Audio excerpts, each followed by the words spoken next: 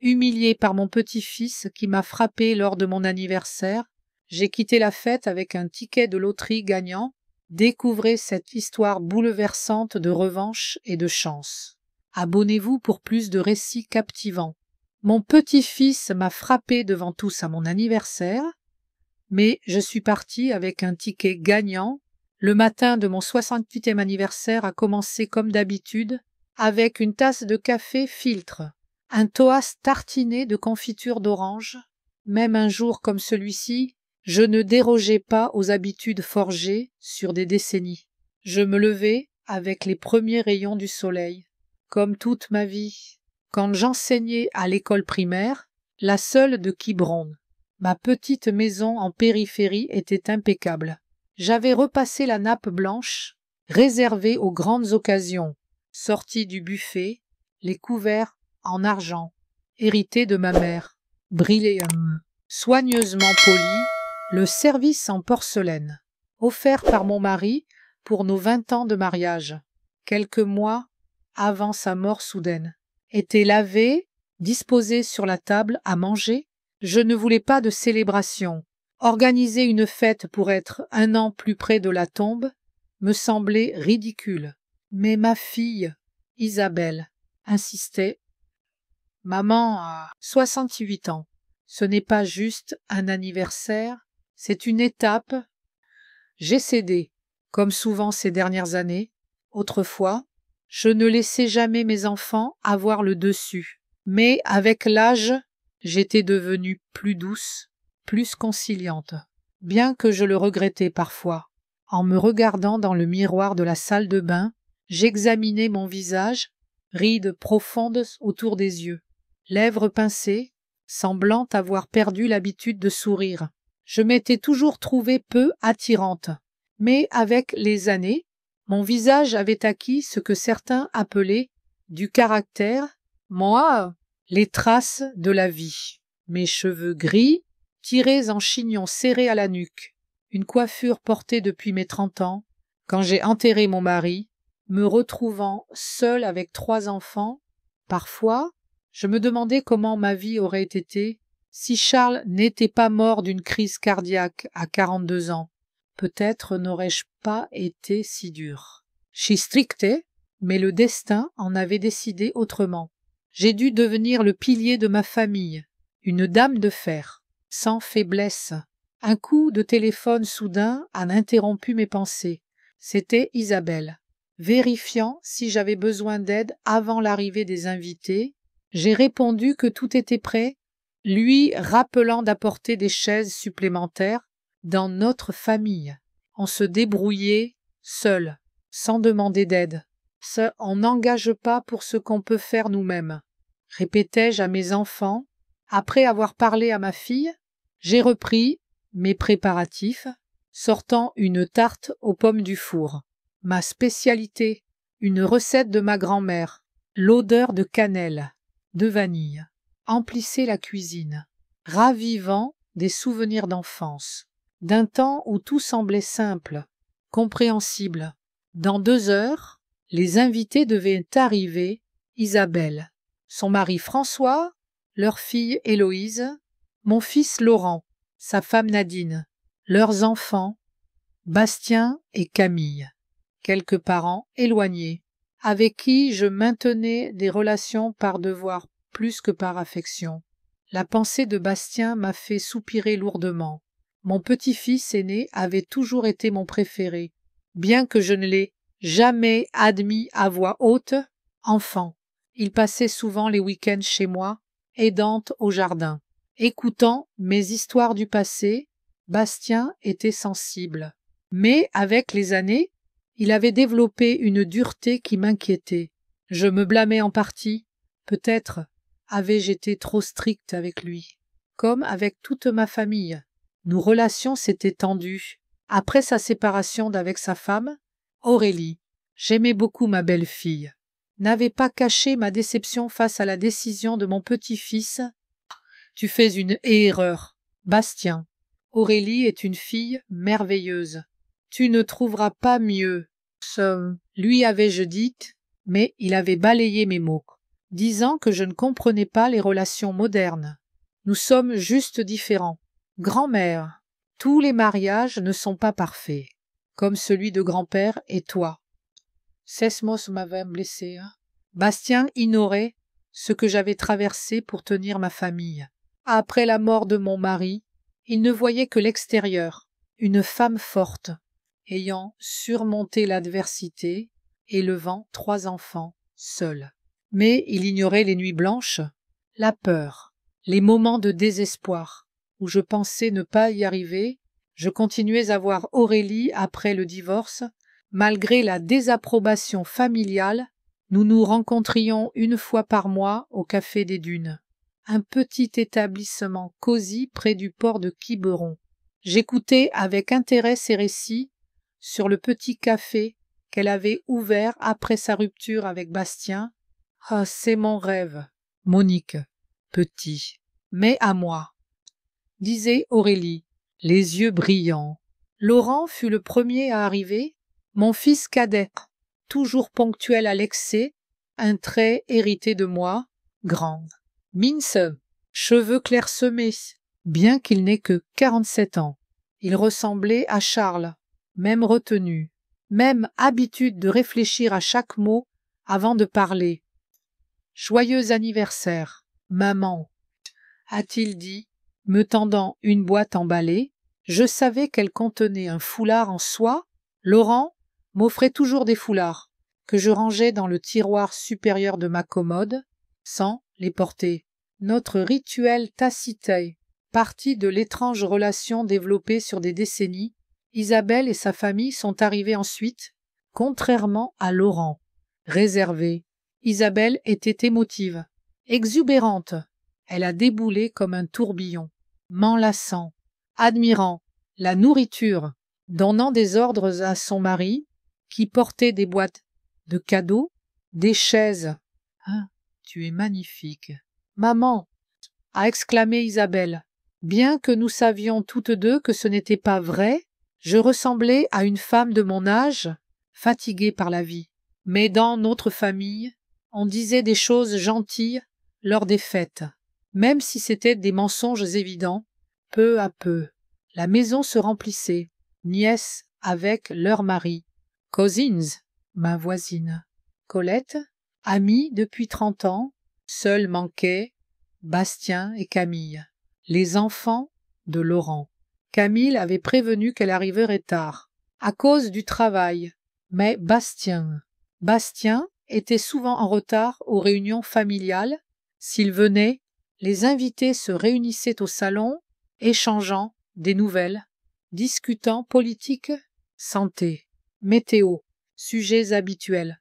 J'acceptais les félicitations, ouvrais les cadeaux, remerciais, comme attendu, bien que la plupart des objets m'étaient inutiles. Un autre vase, une autre boîte, un livre que je ne lirai jamais, mais je souriais, disant « comme c'est gentil » ou « c'est exactement ce qu'il me fallait », parce que c'est ce qu'on fait. À 18 heures, tous étaient assis à table. Isabelle commençait à servir la soupe. Quand Bastien est apparu, son arrivée n'est pas passée inaperçue. Il a claqué la porte d'entrée sans ôter ses chaussures. Entrant dans la salle à manger, où tous se sont tournés vers lui en silence. « C'est désolé du retard » a-t-il dit, avec une intonation montrant qu'il ne l'était pas. J'ai remarqué ses mouvements légèrement instables, ses yeux brillant anormalement. J'ai su immédiatement qu'il avait bu avant de venir. Bastien, semblant indifférent au silence, s'est approché, m'embrassant négligemment sur la joue. Il sentait le whisky, les cigarettes, une odeur que j'avais toujours détestée, sa joyeux anniversaire, grande-mère. A-t-il dit, s'affalant sur la chaise vide près de sa sœur, Camille, qui le regardait avec une désapprobation évidente. Laurent s'est raclé la gorge, signe de mécontentement dans notre famille, mais personne n'a rien dit. Le dîner a continué, comme si de rien n'était. La conversation devenait tendue, tous évitant soigneusement de regarder Bastien, qui mangeait peu, buvait beaucoup, remplissant son verre de vin d'une bouteille qu'il avait apportée. « Comment va ton restaurant, Bastien ?» A.I.G. demandait, tentant de détendre l'atmosphère. Le bistrot des étoiles était la fierté de mon petit-fils, son premier projet sérieux, après des années comme chef dans divers établissements de Quiberon. Bastien a grogné. « Ah ah, ça va, ça pourrait être mieux, si certains ne cherchaient pas à me nuire. »« De quoi parles-tu » a demandé François, le mari d'Isabelle, toujours prêt à maintenir la conversation, même quand tous préféraient se taire. « De mon ex, bien sûr, » a répondu Bastien, prenant une gorgée de vin. « Elle a ouvert un café à 3 rues de mon restaurant. Une coïncidence, je ne crois pas. » J'ai froncé les sourcils. Aurélie a le droit d'ouvrir son commerce où elle veut. Quiberon n'est pas si grande. « Bien sûr, tu la défends, » a rétorqué Bastien. « Vous êtes les meilleurs amis. Je me demande ce qu'elle t'a raconté sur moi. »« Nous ne parlons pas de toi. » A.I.G. répondit calmement.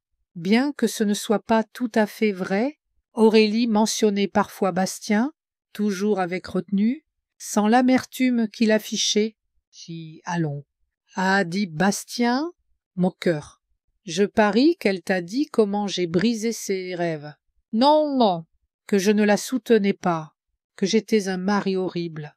Classique. »« Nous n'allons pas discuter de ça maintenant. » Est intervenu Laurent, regardant son fils sévèrement. « C'est l'anniversaire de grand-mère. Ça, quand en discuterons-nous, papa ?» A rossé Bastien la voix. « Quand parlerons-nous du fait que ma propre famille fréquente une femme qui veut détruire mon commerce ?» Aurélie n'essaie pas de détruire ton commerce. A.I.G. objecté.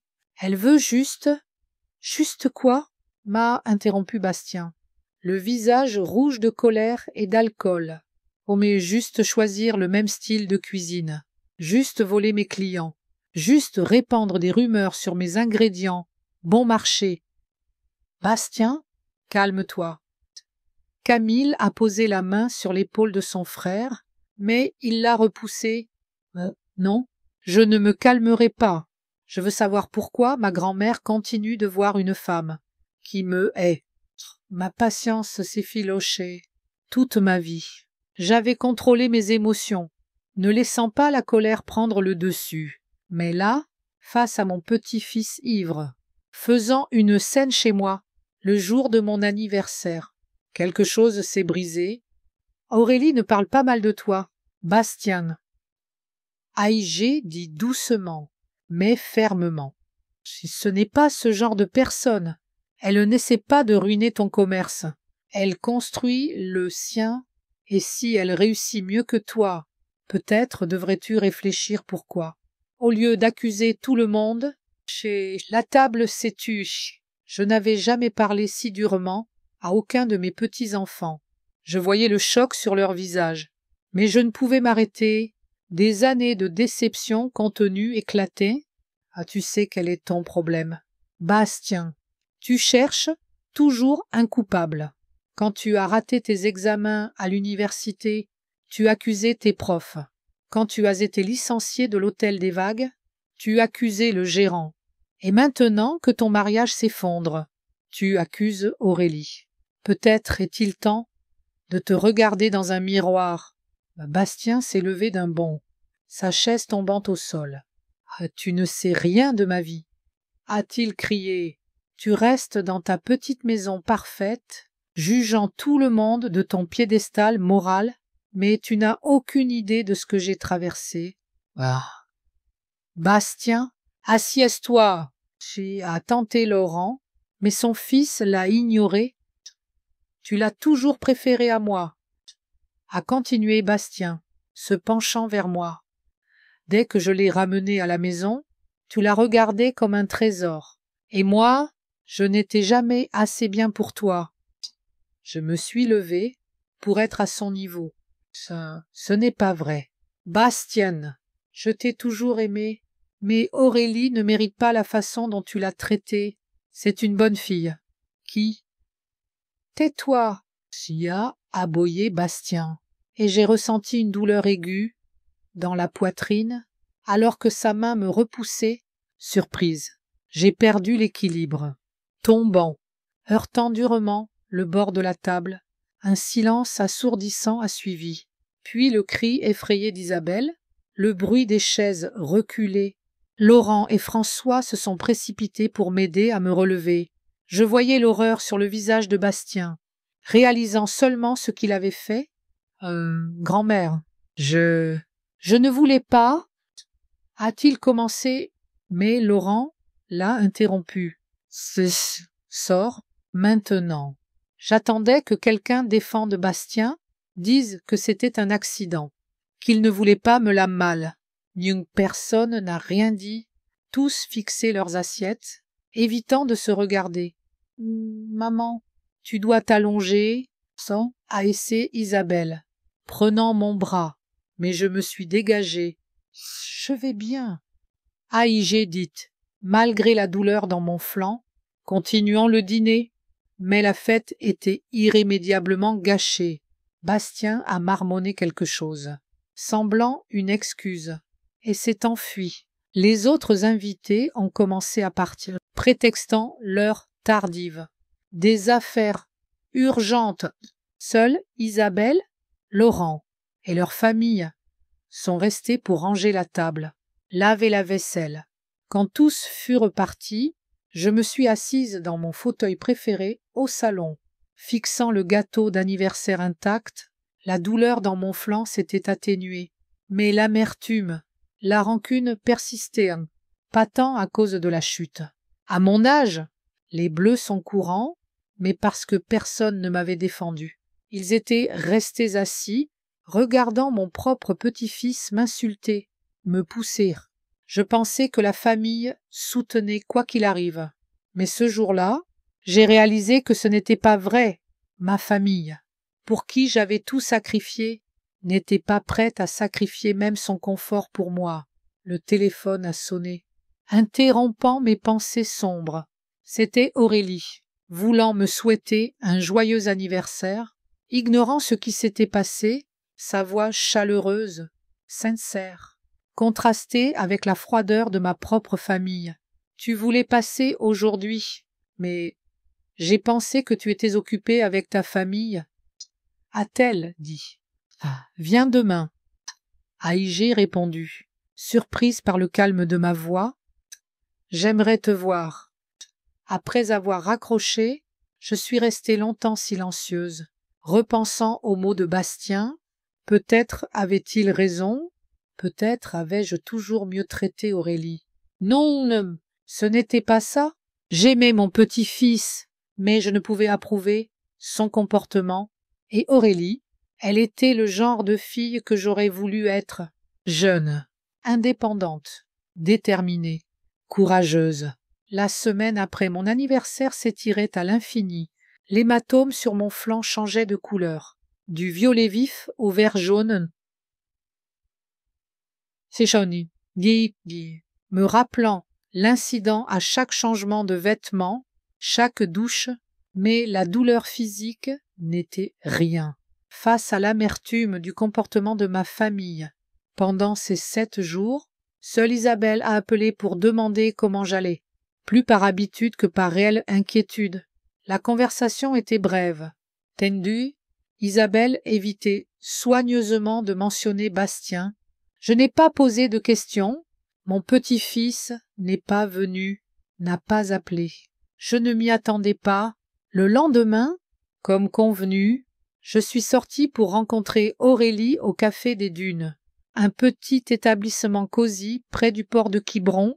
Nous nous sommes assises à une table dehors, sirotant un verre de gros plan du pays nantais, entouré par l'odeur saline de la mer et le bruit des mouettes. Je ne lui ai pas dit ce qui s'était passé à mon anniversaire, ne voulant pas la mettre mal à l'aise, mais Aurélie a remarqué mes grimaces. Quand je tournais trop brusquement, me questionnant directement, j'ai menti, disant que j'avais trébuché sur le tapis, Aurélie semblait ne pas me croire, mais n'a pas insisté. Nous avons passé une soirée agréable, buvant du vin, mangeant le reste du gâteau, parlant de tout, sauf de Bastien, où mercredi, la banque m'a appelé pour signer des documents pour un dépôt. Je ne voulais pas sortir, mais il le fallait. Je m'habillai lentement, évitant les mouvements brusques. Mon flanc faisait encore mal. Surtout le matin, la banque était au centre de Quiberon, à 3 rues de chez moi. Je marchais en 15 minutes d'habitude. Mais ce jour-là, plus lentement. Il faisait étonnamment chaud pour début octobre. Les feuilles dorées des pins bordant la rue craquaient. Sous mes pas, j'avais toujours aimé l'automne, le temps où la nature se prépare au repos, ralentissant son rythme. Peut-être parce que l'automne était arrivé dans ma propre vie. La banque n'était pas très fréquentée. Le jeune employé, dont j'oubliais toujours le nom, m'a souri chaleureusement, m'amenant dans un bureau séparé. Il parlait de taux d'intérêt, de nouvelles conditions de dépôt, mais j'écoutais distraitement, signant mécaniquement là où il indiquait. Mes pensées ailleurs. Après les formalités, j'ai ouvert mon sac pour ranger les documents, remarquant un ticket de loterie froissé dans mon portefeuille. Je l'avais complètement oublié, un ticket de loterie hebdomadaire acheté à l'épicerie 3 jours avant mon anniversaire. Je n'achetais pas de loterie, trouvant ça un gâchis d'argent. Mais ce jour-là, la caissière était si insistante, convaincue que c'était un ticket chanceux, que j'ai cédé, payant 2 € pour m'en débarrasser. Je tournai le ticket dans mes mains, me demandant si le tirage avait eu lieu. Probablement, on en parlait à la télévision le week-end, sans que j'y prête attention.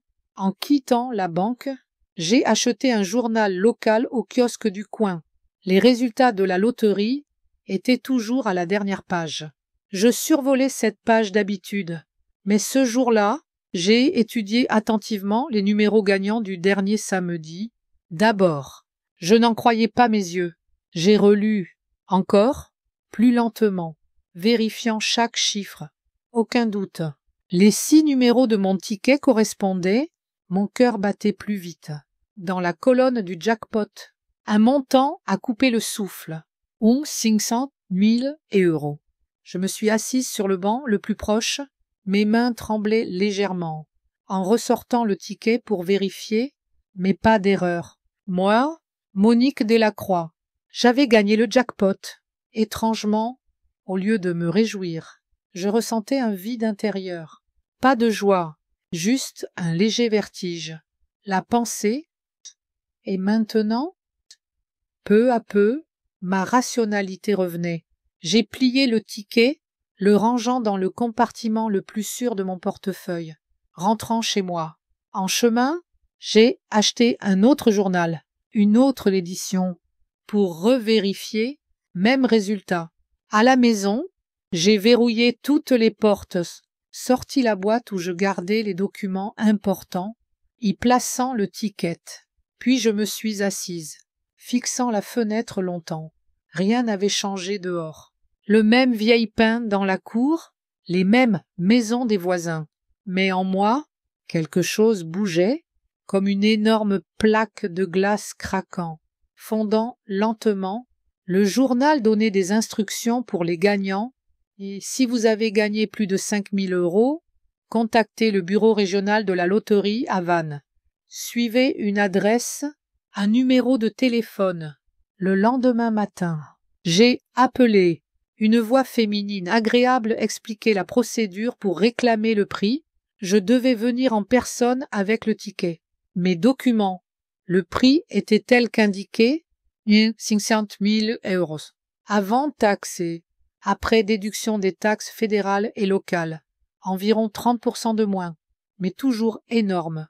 J'ai choisi un paiement unique plutôt que des versements annuels. À mon âge, espérer une longue vie serait présomptueux. L'employé m'a averti que la vérification prendrait 1 semaine, demandant si je voulais une cérémonie publique de remise de chèques, habituelle pour les gros gains. Non. Ai-je répondu fermement. Pas de publicité. C'est votre droit, ça. A-t-elle convenu? Mais je dois vous avertir, votre nom sera publié. C'est requis par la loi. Je comprends. Ai-je dit. Mais pas de photos, pas d'interview. S'il vous plaît, si, après l'appel, je me sentais étrangement vide. J'allais devenir riche. Pour la première fois, j'aurais assez d'argent pour acheter ce que je voulais, mais à 68 ans, les désirs matériels n'ont plus le même pouvoir qu'à la jeunesse. Une grande maison, une voiture de luxe, des vêtements chers, tout semblait si futile. Le vendredi, je suis allé à Vannes. Le bureau de la loterie était un bâtiment modeste dans le quartier des affaires. La vérification, l'enregistrement ont pris presque 3 heures. On m'a photographié pour la documentation interne, fait des copies de mes documents, pris mes empreintes.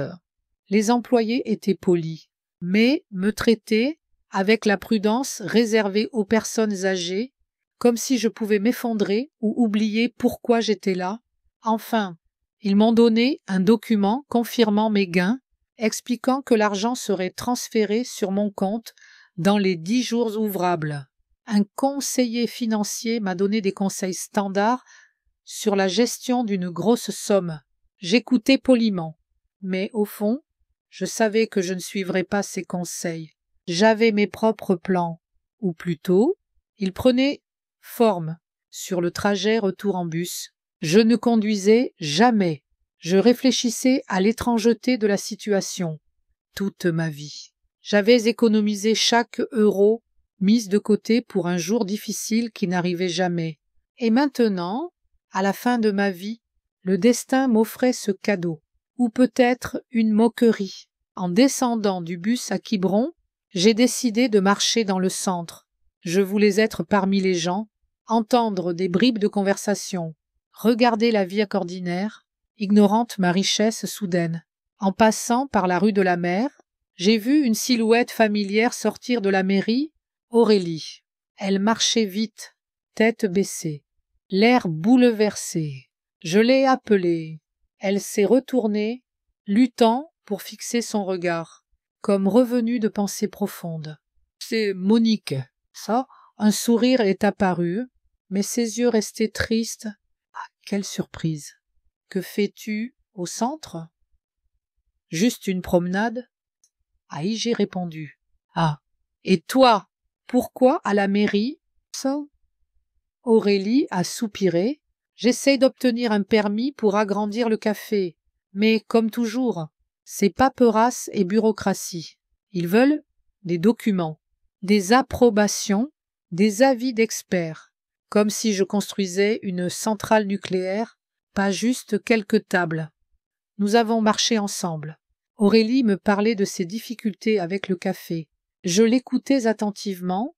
Son petit établissement, l'auberge d'Aurélie, était au coin de la rue de la Mer et de l'avenue des Pins, à 2 rues du restaurant de Bastien, un endroit cosy avec 6 tables, un petit bar. Aurélie cuisinait, servait, tenait les comptes seule.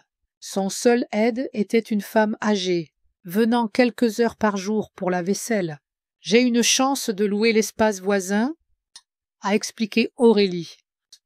Il s'est libéré quand la boutique d'antiquités a fermé. Je pourrais agrandir, embaucher du personnel, diversifier le menu. J'ai tant d'idées. Qu'est-ce qui t'en empêche? Ai-je demandé, bien que je connaisse la réponse. L'argent, bien sûr. A haussé Aurélie les épaules. Loyer, réparation, équipement, permis, licences. Je calcule au moins 90 000 euros. Je n'ai pas cette somme. La banque ne prêtera pas sans garantie sérieuse ou caution. Nous nous sommes arrêtés devant la vitrine de son café. À travers le verre, je voyais quelques clients, un couple âgé, une femme avec un enfant, savourant café, pâtisserie. L'endroit était cosy, mais exigu. Je rêve d'ouvrir un vrai restaurant. a continué Aurélie, regardant son café avec fierté. Tristesse, c'est pas juste un endroit pour un café, un sandwich, mais un lieu avec une atmosphère spéciale, un menu intéressant, où les gens viendraient non seulement pour manger, mais pour passer du temps. J'ai même un nom, Lambert, le nom de ma grand-mère. Elle m'a appris à cuisiner. Si à cet instant, quelque chose a cliqué dans ma tête, le plan, vaguement formé depuis mon gain, prenait forme. 100 000 €. Assez pour changer non seulement ma vie, mais celle d'Aurélie et surtout celle de Bastien. Aurélie. Aïgé dit lentement. Si tu avais l'argent pour agrandir, que ferais-tu d'abord? Elle m'a regardée, surprise. Je ne sais pas. Probablement louer l'espace voisin tout de suite, avant que quelqu'un d'autre ne le prenne, puis commander un projet de rénovation. J'ai un ami architecte qui a esquissé des idées pour le plaisir. Et la concurrence. Aïgé demandait prudemment. Il n'y a pas beaucoup de gens à Quiberon qui peuvent se permettre de manger dehors régulièrement. Le marché est limité. Aurélie a secoué la tête. Je ne vais pas rivaliser avec le bistrot des étoiles. Bastien a sa niche. Steaks, côtes, cuisine américaine typique. Je veux créer quelque chose de différent. Cuisine méditerranéenne. Plats légers. Beaucoup de légumes. Poissons. Il n'y a rien de tel ici. Je l'ai regardé attentivement. Jeune, énergique, pleine d'idées. Ainsi étais-je, avant que la vie ne m'apprenne la prudence. Le compromis, et qu'avais-je obtenu? Une famille qui ne me respectait pas, des enfants qui ne se souciaient pas de moi, un petit-fils qui avait levé la main sur moi. Maintenant, j'avais une chance de tout changer.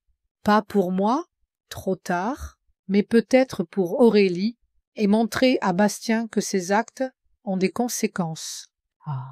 Aurélie. Aïgé dit fermement. Il faut qu'on parle sérieusement. Pas ici. Viens chez moi demain soir. Vers 19h, prépare-toi à une longue conversation. Elle semblait perplexe, mais a accepté.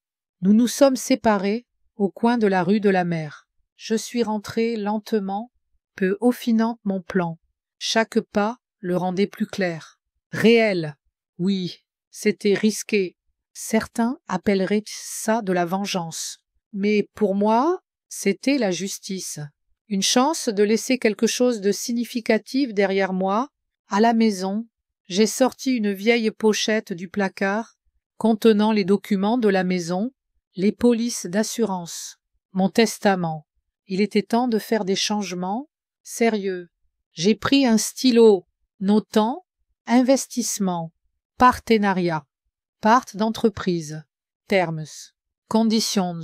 Je n'avais jamais fait d'affaires, mais j'étais pratique, comprenant les bases.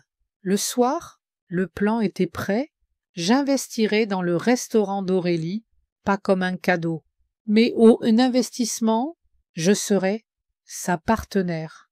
Nous transformerions le petit café en le meilleur restaurant de Quiberon, et quand il réussirait, rapporterait des bénéfices. Eh bien, Bastien réaliserait qu'il avait perdu non seulement sa femme, mais la grand-mère qui avait toujours été de son côté, peut-être une leçon pour lui. En m'endormant, je ressentais pour la première fois depuis longtemps une anticipation, pas du bonheur. J'avais oublié ce que c'était, mais un sentiment de but, de direction. J'avais un plan de vengeance, et j'allais le mettre en œuvre. J'ai passé la journée à préparer ma conversation avec Aurélie, la cuisine embaumait les pâtisseries fraîches. J'avais fait une tarte aux prunes, recette de ma mère, pas juste une gourmandise, un symbole. Dans notre famille, les accords se scellaient autour d'un repas, qu'il s'agisse d'acheter une maison ou de marier une fille. Ma mère disait « Un bon repas adoucit les cœurs, ouvre les portefeuilles ». Aujourd'hui, J'allais ouvrir, non mon portefeuille, mais un compte bancaire, et j'espérais que la tarte de ma mère suffirait. Autrefois, dans une autre vie, je rêvais d'ouvrir ma propre boulangerie. J'aimais créer de mes mains, voir la farine devenir une croûte croustillante, la pâte lèvre, emplissant la maison de chaleur, de confort, mais Charles est mort. Mes rêves ont été mis de côté. 3 enfants, une hypothèque ne laissait pas de place aux fantaisies. J'ai pris un poste d'institutrice, un travail stable avec une bonne pension, pas ce dont je rêvais, mais ce dont ma famille avait besoin. Maintenant, à 68 ans, j'avais une chance d'accomplir le rêve d'une autre, sinon le mien. Aurélie était talentueuse. Je le voyais dans ses pâtisseries, ses sauces lors des dîners familiaux. Quand elle était mariée à Bastien, elle mettait son cœur dans chaque plat, expérimentait, n'avait pas peur des erreurs. Chose qui m'avait toujours manqué.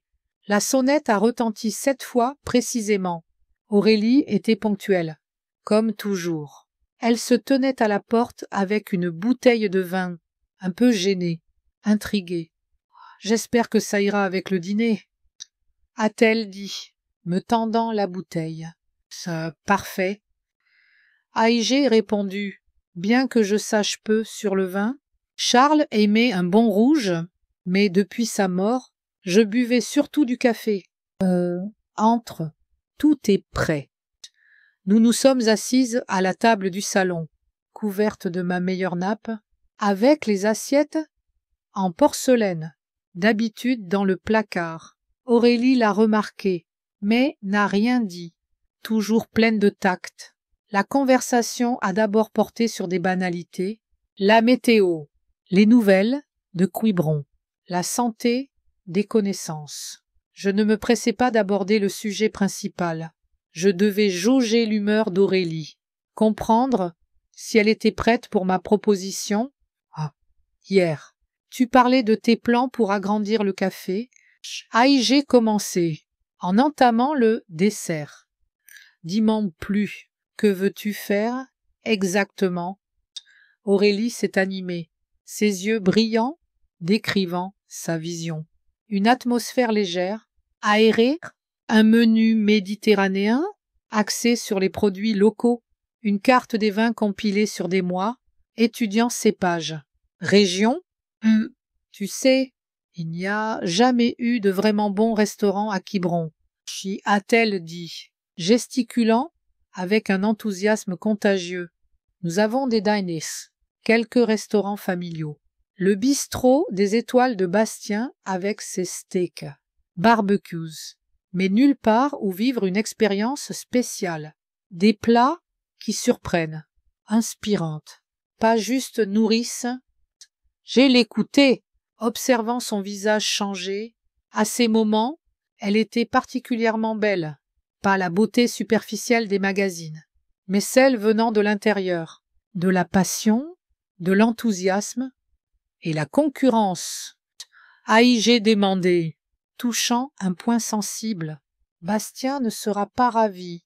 Si tu ouvres un restaurant qui prend ses clients, le visage d'Aurélie s'est assombri légèrement. Je ne veux pas de conflit, a-t-elle dit doucement. Mais je ne vais pas renoncer à mon rêve, par peur de mon ex-mari. Après tout, Quiberon n'est pas si petite. Il y a de la place pour 2 restaurants différents. Ça. Elle a marqué une pause, fixant sa tasse, puis m'a regardé. J'ai été longtemps dans l'ombre de Bastien. Quand nous étions mariés, il pensait que mes idées, mes recettes, n'étaient pas assez bonnes, pas assez originales. Il savait toujours mieux. Il est chef, après tout, et moi, juste une fille qui aime cuisiner. C'est ce qu'il disait. Pas d'amertume dans sa voix, juste de la fatigue. Je connaissais ce sentiment, fatigué de ne pas être prise au sérieux, de voir ses talents dévalorisés par ceux qui devraient vous soutenir. Aurélie, j'ai dit, le moment venu. J'ai une proposition d'affaires. Si elle a figé, la tasse aux lèvres, sans boire. D'affaires? Oui, je veux investir dans ton restaurant. Aurélie a reposé sa tasse, confuse. Quoi? Tu m'as entendu. Je veux être ta partenaire. Je fournirai le capital pour agrandir, transformer l'auberge d'Aurélie en le restaurant dont tu as toujours rêvé. Mais tu n'as pas ce genre d'argent, y a-t-elle dit, perplexe. Je souriais, savourant l'instant. Maintenant, si j'ai gagné à la loterie, je lui ai raconté le ticket, le gain, mon voyage à Vannes, pour les formalités. Aurélie écoutait, bouche bée, incrédule. J'ai eu 500 000 €. A-t-elle répété. C'est incroyable. Mais pourquoi investir dans mon restaurant? Tu pourrais voyager, acheter une nouvelle maison, aider tes enfants.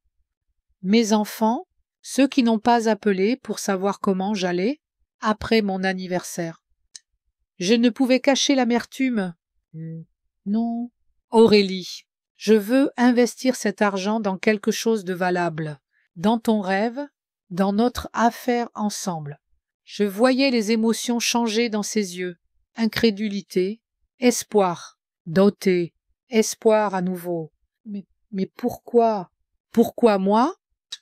J'ai pris sa main, ses doigts chauds, tremblant légèrement, parce que tu es talentueuse, que tu mérites une chance de le prouver, et parce que j'ai hésité, me demandant jusqu'où être honnête. J'ai besoin de sentir que j'ai fait quelque chose de significatif dans mes dernières années, que je n'ai pas juste vécu pour élever des enfants, qui ont grandi, m'ont oublié, mais que j'ai créé quelque chose qui vivra après moi. C'était la vérité, pas toute la vérité. Je n'ai pas mentionné mon motif principal, mon désir de me venger de Bastien pour sa trahison, pour le coup qui faisait encore mal à mon flanc, à mon cœur.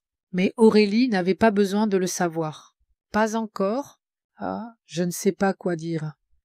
A-t-elle enfin répondu. C'est une offre très généreuse, mais je ne peux pas juste prendre cet argent. Tu n'as pas à le faire. L'ai-je interrompu? Ce n'est pas un cadeau. Aurélie, c'est un investissement. Je serai ta partenaire. Nous partagerons les risques, les profits. Je mets l'argent.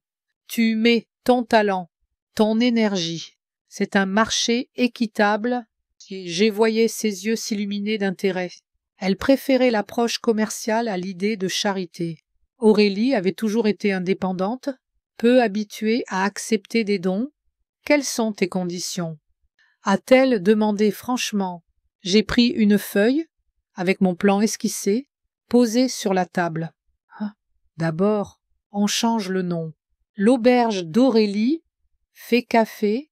Il nous faut quelque chose de plus sophistiqué. Lambert, a-t-elle dit sans hésiter. J'y pense depuis longtemps. En l'honneur de ma grand-mère, Lambert est un excellent nom. AIG a approuvé. Ensuite, je mets 270 000 € comme capital de départ. Ça couvrira le loyer de l'espace voisin, les rénovations, l'équipement, les premiers frais de personnel. La publicité. En échange, j'obtiens 40% de l'entreprise. Aurélie a hoché la tête, réfléchissant aux chiffres. C'est juste. A-t-elle dit. Quoi d'autre? Troisièmement, tu conserves le contrôle créatif total, les menus, l'intérieur, le personnel, tout ça, c'est ta responsabilité. Je n'interférerai pas là-dedans. Dans quoi interféreras-tu? A-t-elle demandé, un léger sourire? Les finances. Je veux voir des rapports mensuels, savoir où va l'argent. Quel est le retour sur investissement? Je ne suis pas une femme d'affaires, mais après 40 ans comme enseignante, j'ai appris à compter chaque euro. Aurélie a ri. D'accord. Autre chose. Oui, une dernière chose. J'ai marqué une pause, cherchant les bons mots. Nous ne cachons pas mon implication dans le projet. Je ne veux pas être une partenaire silencieuse. Je veux que tout le monde sache que Lambert est notre entreprise commune, la tienne et la mienne. Aurélie a froncé les sourcils, saisissant le sous-texte. Tu veux que Bastien sache que tu as investi dans mon restaurant? Ce n'était pas une question, une affirmation. Oui, a.I.G. répondu honnêtement. Je veux qu'il le sache. Elle a repoussé sa tasse, se levant, allant à la fenêtre, restant silencieuse un moment, regardant le jardin sombre. Je ne l'ai pas pressée, lui laissant le temps de réfléchir. Sais-tu ce qui s'est passé à ton anniversaire? A-t-elle demandé soudain, sans se retourner. Je me suis crispée. Comment? Camille m'a raconté. Elle m'a appelé le lendemain, très bouleversée. Elle a dit que Bastien avait été horrible, qu'il t'avait poussé, que tu étais tombée. Je suis restée silencieuse, ne sachant que dire. Donc Camille n'était pas indifférente. Elle avait appelé. J'ai soupçonné quelque chose en te voyant grimacer de douleur. Si, et continuait Aurélie. Mais je ne voulais pas insister. Je pensais que tu me le dirais. Si tu voulais. Elle s'est tournée. Je voyais de la détermination dans ses yeux. J'accepte ton offre, Monique. Pas seulement parce que c'est une chance de réaliser mon rêve, mais parce que tu mérites mieux que ce que ta famille t'a donné. Et si Bastien apprend que tu es ma partenaire, eh bien, ce sera juste. Une chaleur s'est répandue dans ma poitrine. Pas du triomphe, ni de la malveillance, mais quelque chose de plus complexe. Gratitude, soulagement, une joie discrète de ne pas être seule dans mes sentiments. Alors, marché conclu. A.I.G. demandé, tendant la main.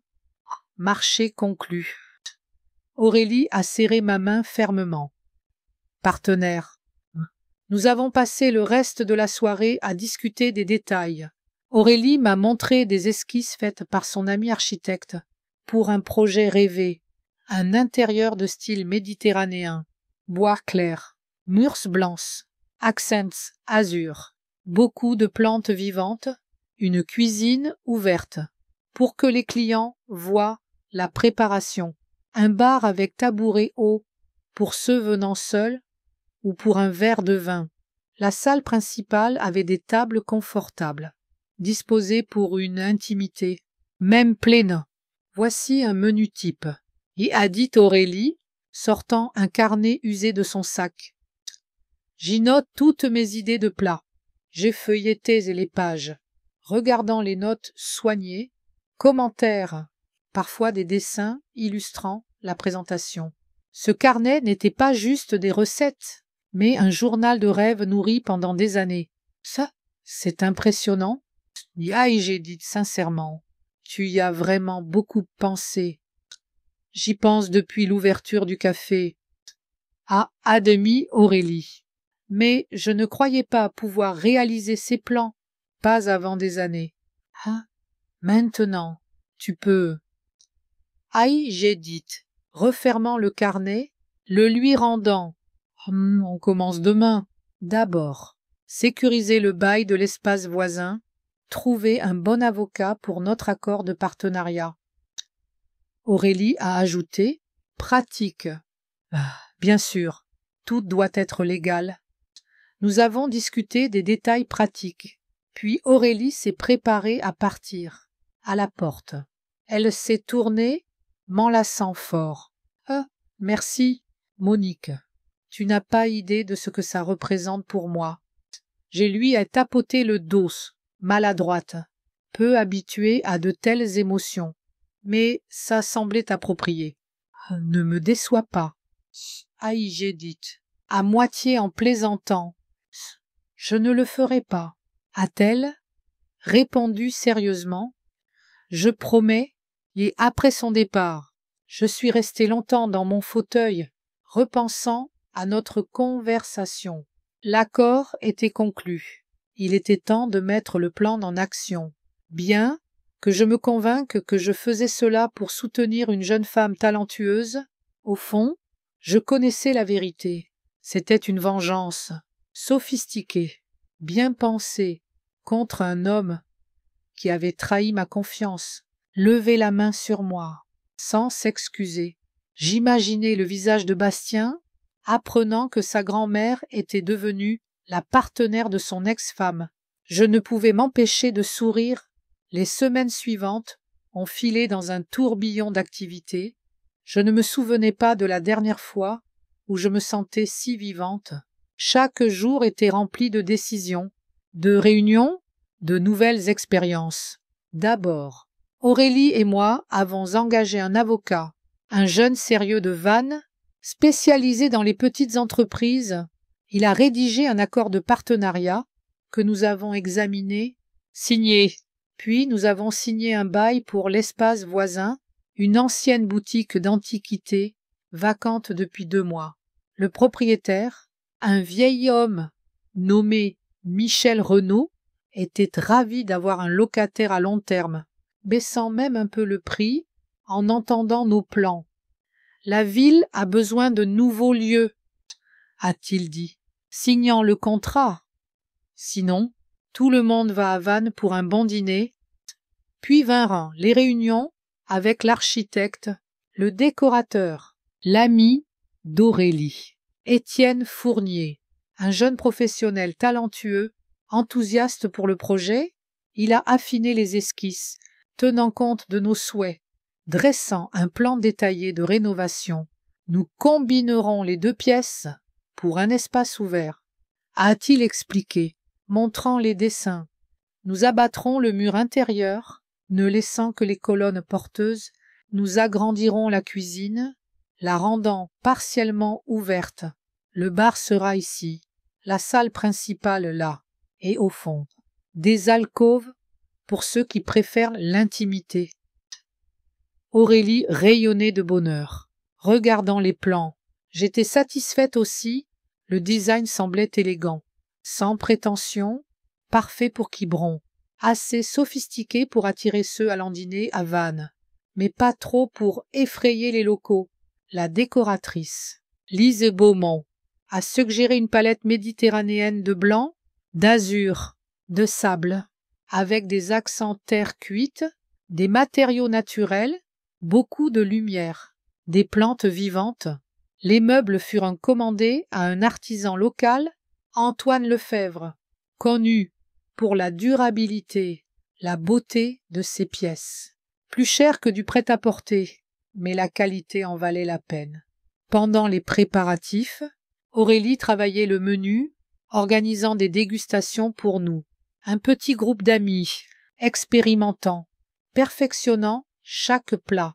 Je n'étais pas gastronome, mais même moi, je pouvais apprécier l'excellence de ses créations.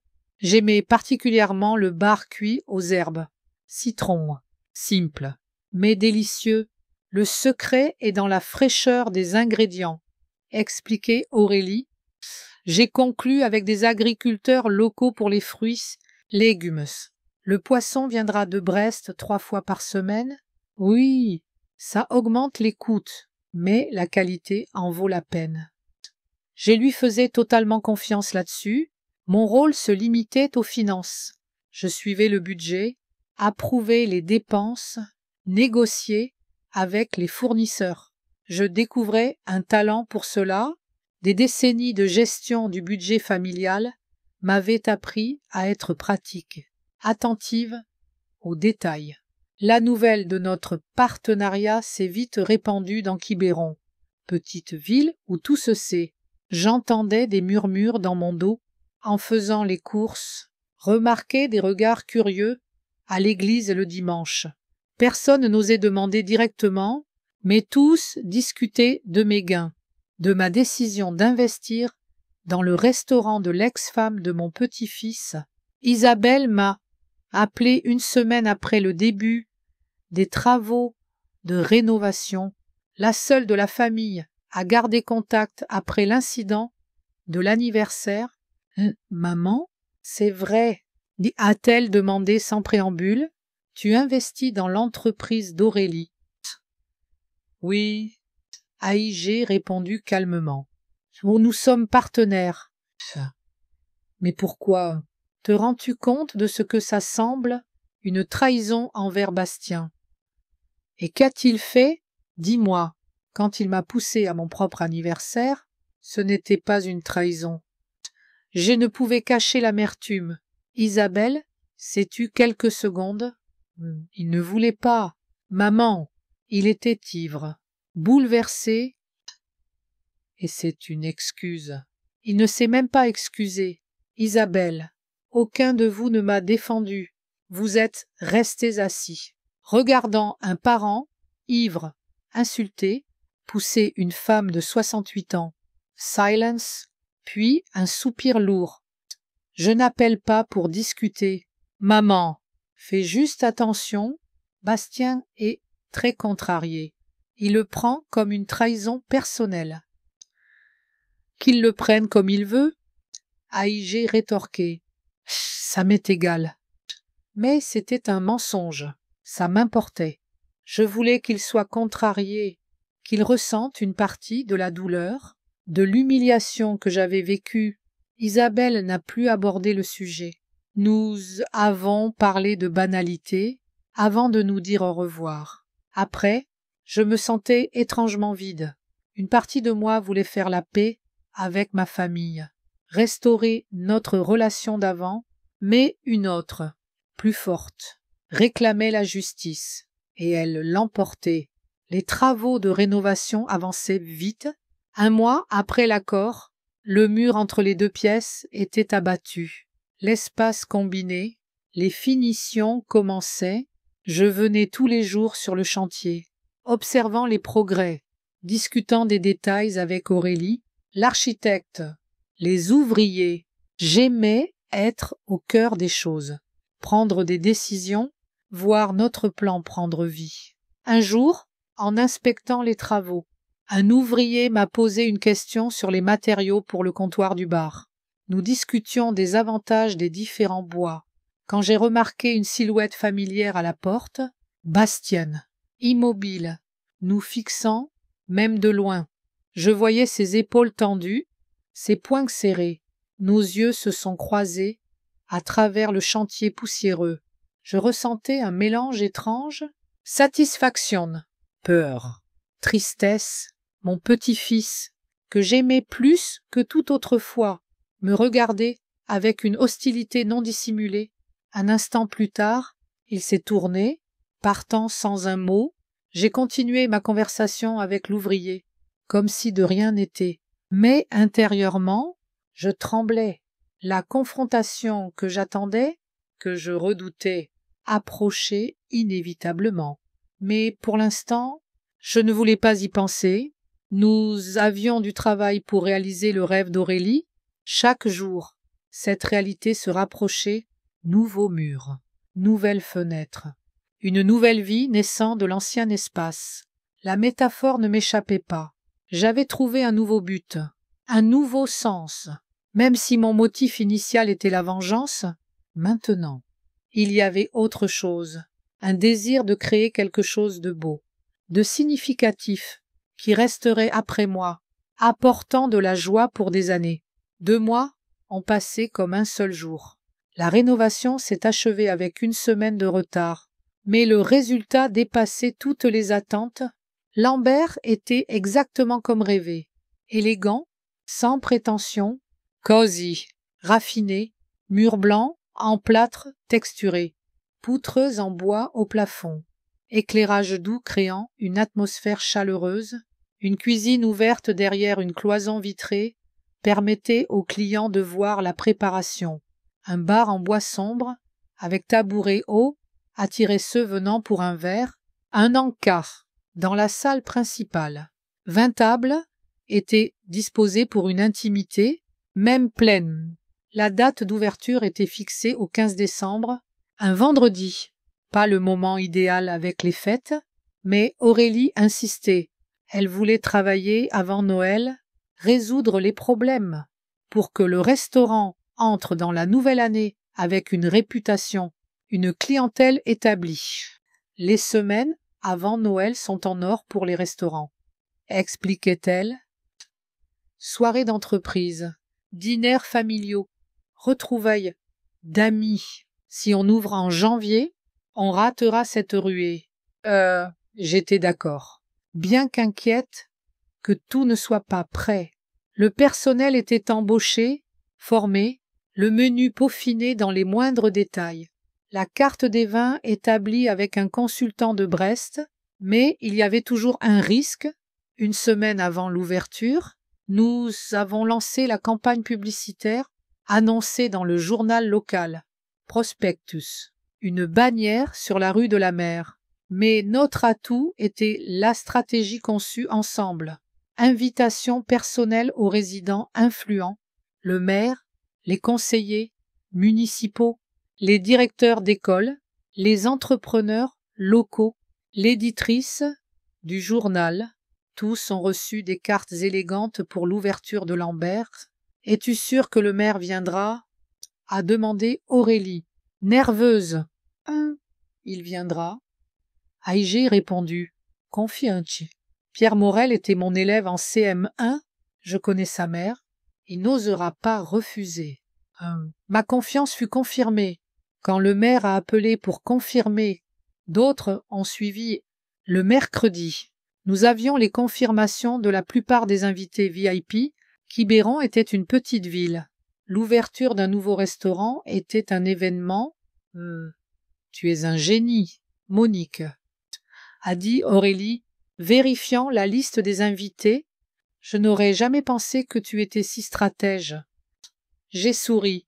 Des décennies d'enseignement m'avaient appris à gérer les gens mieux qu'un cours de commerce, surtout dans une petite ville où tous se connaissent, liés par 1000 fils invisibles. Je savais qui était ami avec qui ne s'aimait pas, quels enfants j'avais enseignés, quels parents étaient mes collègues. J'utilisais cette connaissance à fond le jour de l'ouverture. Je suis arrivée tôt au restaurant. Aurélie était déjà là, en cuisine, supervisant les préparatifs finaux. Le personnel s'affairait, dressant les tables, essuyant les verres, disposant les couverts. Des fleuristes livraient des arrangements. Rien d'extravagant, juste des lys blancs, de la verdure. Élégant, raffiné, tout devait être parfait. Je parcourais la salle, vérifiant chaque détail. À l'entrée, un petit stand avec un livre d'or, un panier pour les cartes de visite.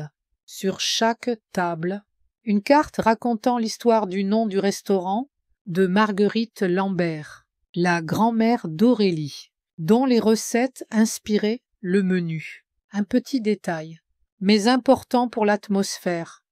« Comment vas-tu » Aïgé demandait à Aurélie, sortant de la cuisine, s'essuyant les mains sur un torchon. Nerveuse.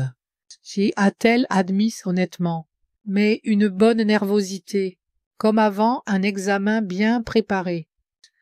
Elle était belle dans une robe noire simple, un tablier de chef par-dessus, cheveux attachés, maquillage minimal.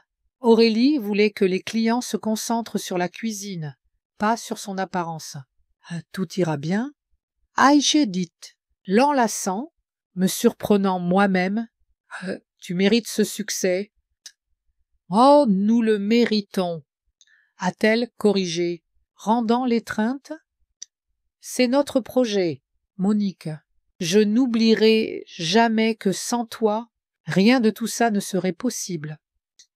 À 19h, les portes de Lambert s'ouvraient aux premiers invités. Une petite foule s'était rassemblée dehors. Des curieux attirés par la publicité, les rumeurs. Aurélie et moi accueillions chaque client personnellement. Le maire fut parmi les premiers, avec sa femme, suivi des autres VIP. Je voyais la surprise sur leur visage en entrant, découvrant que la petite Quiberon avait maintenant un restaurant rivalisant avec ceux de Brest. Nantes. La presse était là, un reporter, un photographe du journal local, un blogueur de Vannes, Tenant une page sur les restaurants régionaux, je cochais mentalement un autre point de mon plan. L'atmosphère était animée, tintement des verres, conversation discrète, musique de fond se mêlant en un bourdonnement agréable. Les serveurs glissaient entre les tables, servant amuse-bouchées. Premier place, Aurélie sortait parfois de la cuisine pour saluer les invités spéciaux, parler du concept du menu. Je surveillais tout depuis ma petite table dans un coin. Mon rôle était moins visible. Mais crucial, j'observais les réactions des clients, notant les plats populaires, les vins commandés, des informations précieuses pour l'avenir. À 21h, le restaurant était plein. Nous n'avions pas réservé toutes les tables, laissant quelques-unes pour les clients spontanés. Cela a payé. Les gens continuaient d'arriver, attirés par la lumière. L'excitation visible par les grandes fenêtres de Lambert. Le maire a fait un court discours, nous félicitant pour l'ouverture, notant que de tels établissements rehaussaient le prestige de Quiberon, attiraient les touristes des villes voisines, exactement ce que nous espérions, une reconnaissance officielle de notre contribution à la ville. Vers 22h, Véronique Dubois, rédactrice du journal local, s'est approchée. Félicitations, Monique, a-t-elle dit, s'asseyant près de moi. Quel endroit incroyable! Je n'aurais jamais pensé que tu te lancerais dans un tel projet à ton âge. Véronique avait été mon élève, maintenant dans la quarantaine. Elle me parlait parfois avec le ton d'une élève appliquée. L'âge n'est pas un obstacle à de nouveaux départs. J'ai répondu, surtout avec une partenaire aussi talentueuse qu'Aurélie. Oui, sa cuisine est impressionnante, a dit Véronique, sirotant son vin. Si, mais beaucoup en ville sont surpris par votre partenariat, vu la situation avec Bastien. Je l'ai regardé directement. Quoi? Bastien. Véronique semblait gênée. Eh bien, tu sais, c'est ton petit-fils, et Aurélie est son ex-femme. On dit que tu as pris son parti après leur divorce. Je n'ai pas pris de parti, Aïgé dit fermement. J'ai juste investi dans une entreprise prometteuse. Aurélie est talentueuse. Elle avait une vision. Il lui fallait du capital. J'avais du capital. J'avais besoin de l'investir. Une transaction purement commerciale. Nous savions toutes deux que ce n'était pas toute la vérité, mais Véronique a hoché la tête, acceptant mon explication, trop bonne journaliste pour ne pas sentir le personnel derrière, mais assez tactique pour ne pas insister. Et, en tout cas, le résultat est impressionnant, a-t-elle dit, changeant de sujet. J'écrirai une critique détaillée pour l'édition du dimanche, avec photos. J'apprécierais. Aïgé sourit, un autre point de l'agenda coché. La soirée continuait. Les clients appréciaient la cuisine, l'ambiance. Les serveurs géraient habilement les commandes. Le barman préparait des cocktails avec un talent digne d'un spectacle. Tout se passait parfaitement. Mieux que nous l'espérions, vers 23h, quand les premiers clients partaient, j'ai remarqué une silhouette familière entrer. Bastien, Séul, sans cavalier, Sobri, un bon signe. Il s'est arrêté à l'entrée, regardant la salle, son regard s'arrêtant sur moi. J'attendais ce moment, m'y préparant, mais mon cœur battait plus vite. Bastien s'est frayé un chemin entre les tables, venant vers moi. Je voyais les têtes des clients se tourner, beaucoup connaissaient notre situation, attendant une scène. « Ah, grand-mère, ça, a-t-il dit, s'arrêtant à ma table. Bastien, j'ai hoché la tête, essayant de rester calme. Tu as décidé de te joindre à la célébration. Il s'est assis en face, sans invitation. Pas vraiment. Je suis venu parler. Ce n'est pas le meilleur moment. Aïe, j'ai dit. Jetant un œil à la salle bondée. Nous ouvrons, comme tu vois. Oui, je vois, a-t-il dit, la voix teintée d'amertume. Très impressionnant, surtout que tu n'as jamais montré d'intérêt pour la restauration. Quand j'ai ouvert mon restaurant, j'ai soupiré. Bastien, pas de scène, pas aujourd'hui. Il m'a regardé longtemps, puis a hoché la tête. Inattendu. D'accord, pas aujourd'hui. Mais il faut qu'on parle, grand-mère. Vraiment? Je suis d'accord. Viens demain à 14 heures. Bastienne est levé. Je viendrai. Et félicitations pour l'ouverture. C'est vraiment un bel endroit. Il est parti. Aussi soudainement qu'il était apparu, me laissant avec des sentiments mêlés. Une partie de moi était contente qu'il soit venu, prêt à parler, une autre craignait la confrontation à venir. Aurélie s'est approchée quelques minutes après son départ. Je l'ai vu, a-t-elle dit doucement. Ça va. Oui. J'ai hoché la tête. Ah, il veut parler demain. Elle m'a serré l'épaule en soutien silencieux, retournant en cuisine. J'appréciais le geste. Aurélie n'avait jamais interféré dans ma relation avec Bastien, bien que cela l'affectât aussi. Le reste de la soirée s'est passé sans incident. À minuit, le dernier client est parti, laissant des critiques élogieuses dans le livre d'or. Le personnel a commencé à ranger. Aurélie et moi, nous sommes assises au bar avec des coupes de champagne pour célébrer l'ouverture réussie. À Lambert, j'ai dit, levant mon verre. À nous, a ajouté Aurélie. Trinquant. Le lendemain, je me suis levée plus tard, un peu fatiguée après la veille. La maison semblait particulièrement silencieuse, après le bruit, l'excitation du restaurant. J'ai pris un petit déjeuner tranquille, feuilletant le journal du matin, où une photo de Lambert figurait en première page, avec une annonce d'un article complet dans l'édition du dimanche, vers 14 heures. Je me préparais pour l'arrivée de Bastien, mettant la bouilloire, sortant les biscuits cuits plus tôt dans la semaine, pas pour soudoyer mon petit-fils, comme quand il était enfant, mais une partie de moi voulait qu'il se sente à l'aise chez moi. Bastien est arrivé à l'heure, sans retard. J'appréciais sa ponctualité, un petit signe de respect. Il semblait posé, sérieux, en ouvrant la porte, aucun signe de débauche récente ou d'agressivité. Entre, j'ai dit, désignant le salon. Le café est prêt. Nous nous sommes assis à la table. J'ai versé le café dans les tasses. Nous sommes restés silencieux un moment, comme si aucun ne savait commencer une conversation difficile.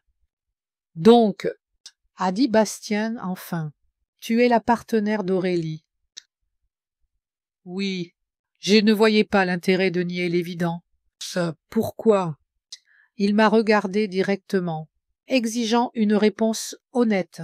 J'aurais pu parler de l'entreprise prometteuse, du talent d'Aurélie, mais j'ai choisi l'honnêteté.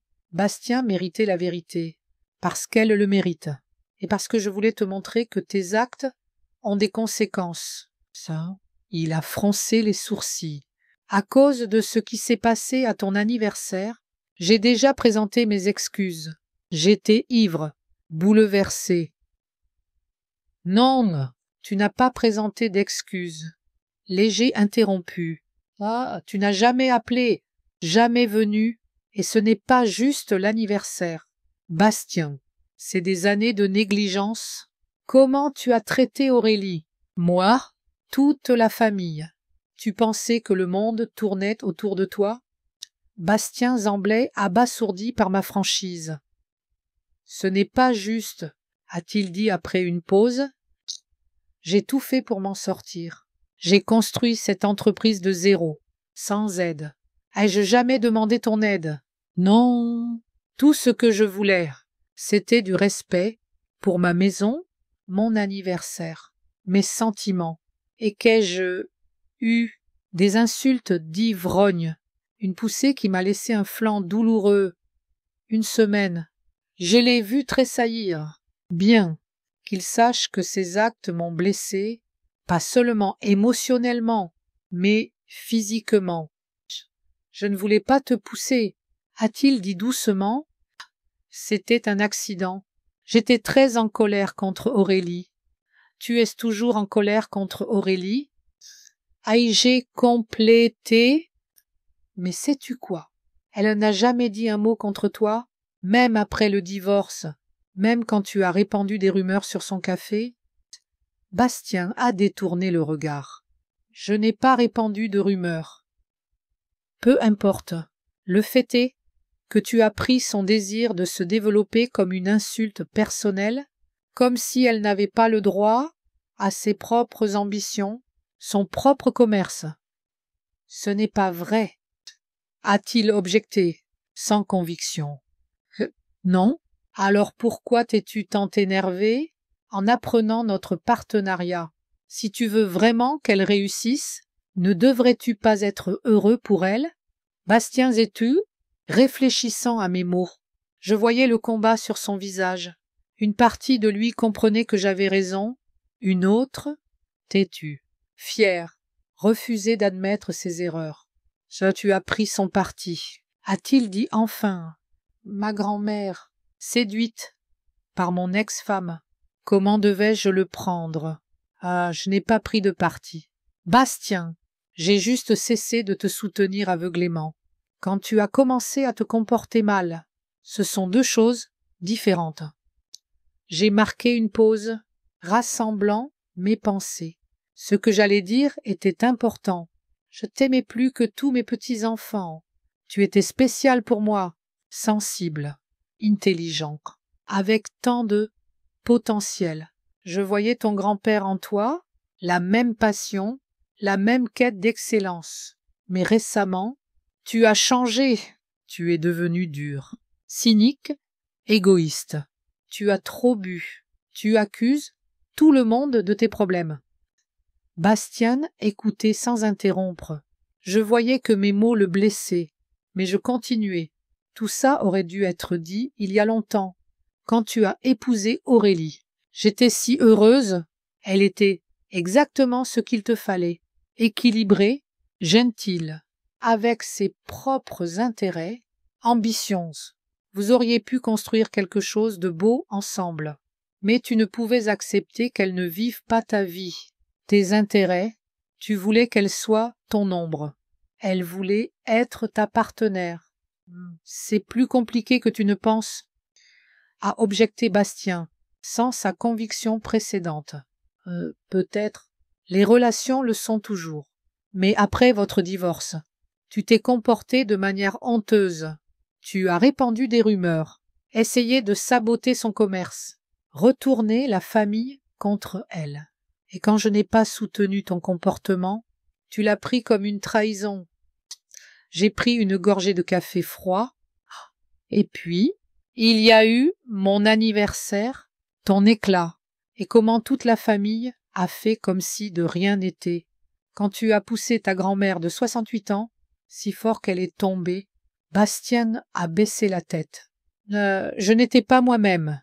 Je suis vraiment désolé. Grande-mère. Je sais, mais le regret ne suffit pas. Bastien, il faut agir, changer, prendre la responsabilité de ta vie, de tes actes, arrêter d'accuser les autres de tes problèmes.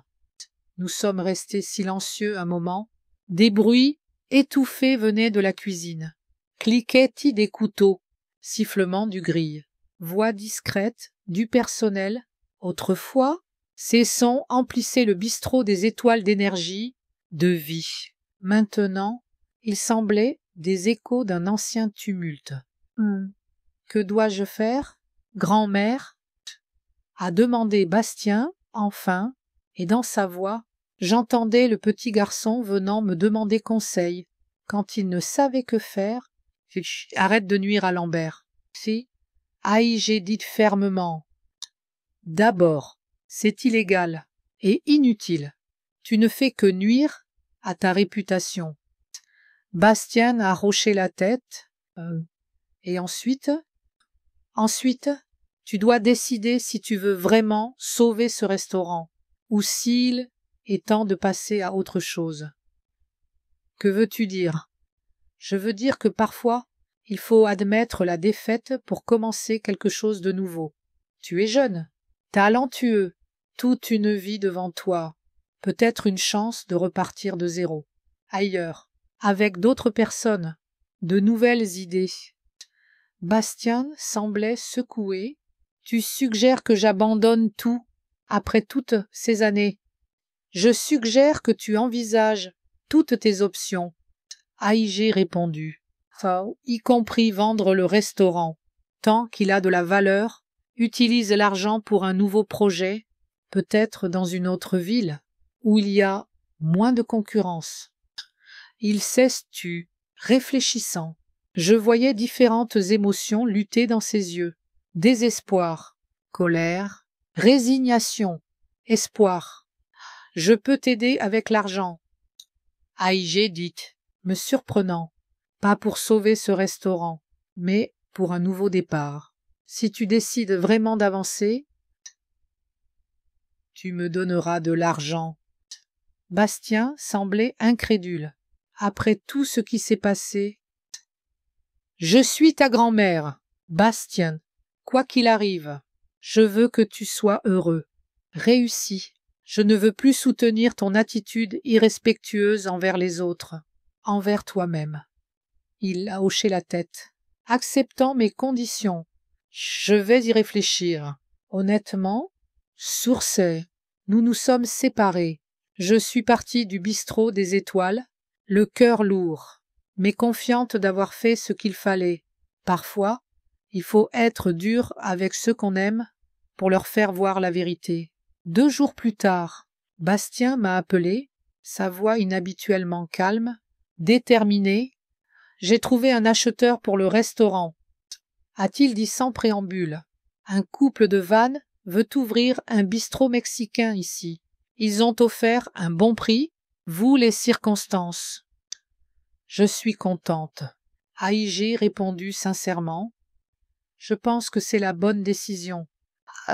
Et il y a plus, a-t-il continué. Après une pause, on m'a offert un poste à Nantes, assistant-chef dans un nouveau restaurant. Ce n'est pas le plus haut poste, mais un bon point de départ. Ce sont d'excellentes nouvelles. Bastien. Oui, je pense aussi. Repartir de zéro, sans tout ce bagage.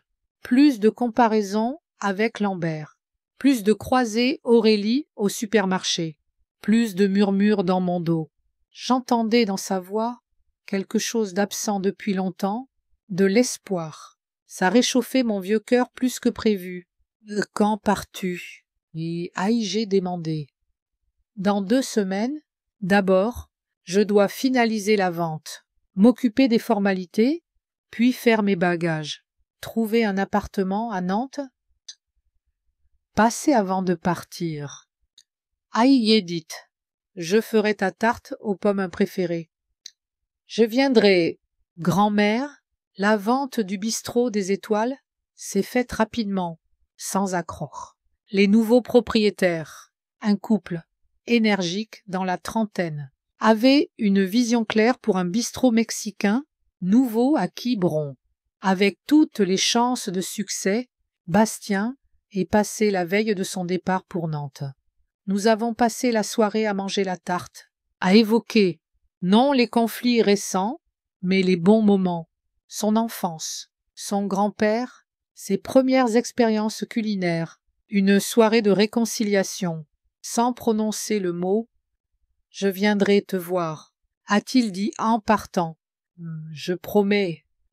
J'ai hoché la tête, sans vraiment croire à la promesse, mais appréciant le geste. Bonne chance à Nantes. Bastien. J'espère que tu trouveras ce que tu cherches. Force, Bastien était parti, commençant une nouvelle vie. Le bistrot des étoiles n'existait plus, la justice était rendue, mais je ne ressentais pas de joie. Tu sembles pensive. A remarqué Aurélie. Quand je suis arrivée au restaurant le lendemain, quelque chose s'est passé. Bastien est parti pour Nantes. J'ai répondu. Il a vendu le restaurant. Il repart de zéro. Aurélie a hoché la tête. J'ai entendu. Je pense que c'est pour le mieux. Il avait besoin d'un choc pour avancer. Peut-être. Mais je me sens étrange, comme si j'étais arrivée au bout d'un long chemin, sans savoir où aller ensuite. Ça? Aurélie a souri. Nous avons plein de directions. Monique, la terrasse d'été dont nous parlions, la possibilité d'ouvrir un second restaurant à Vannes, les cours de cuisine prévus pour l'automne. Le voyage ne fait que commencer. Je l'ai regardée, reconnaissante. Aurélie avait raison. Nous avions tant de projets, tant d'idées. Lambert prospérait, devenait populaire, non seulement à Quiberon, mais dans toute la région. Nous avions créé quelque chose qui avait du sens, quelque chose dont nous pouvions être fiers. Ce soir-là, assise à ma table habituelle dans le coin du restaurant, observant la salle pleine, je vis Aurélie sortir de la cuisine pour saluer les habitués. Les serveurs glissaient entre les tables avec des plats raffinés. Et là, je ressentis enfin une forme de paix étrange. Ma vengeance avait porté des fruits inattendus. Au lieu d'une simple satisfaction de punir mon petit-fils, j'avais trouvé un nouveau but, une nouvelle famille en Aurélie, un nouvel héritage avec une entreprise florissante. Et Bastien, peut-être, avait une chance de devenir meilleur, de repenser ses erreurs, de repartir des zéros. La vie continuait, et contre toute attente. À 68 ans, je me sentais, non dans le crépuscule de ma vie, mais au zénith d'un nouveau chapitre. Une semaine plus tard, j'ai reçu une lettre de Bastien contenant un chèque pour l'argent que je lui avais prêté pour ouvrir le bistrot des Étoiles, argent que je n'attendais plus, et une courte note. C'est la dernière dette que je devais rembourser maintenant. Je suis libre de repartir des zéros. Merci pour la leçon. Grand-mère, elle était dure, mais nécessaire. Bastien. J'ai fixé le chèque longtemps, puis l'ai déchiré en petits morceaux. Cet argent n'était jamais une dette. C'était un investissement dans mon petit-fils, dans son avenir. Et qu'il ait décidé de le rendre signifiait qu'il commençait à comprendre la valeur de la responsabilité, de l'honnêteté, peut-être. Finalement, ma vengeance s'était révélée non destructrice, mais constructive pour nous tous.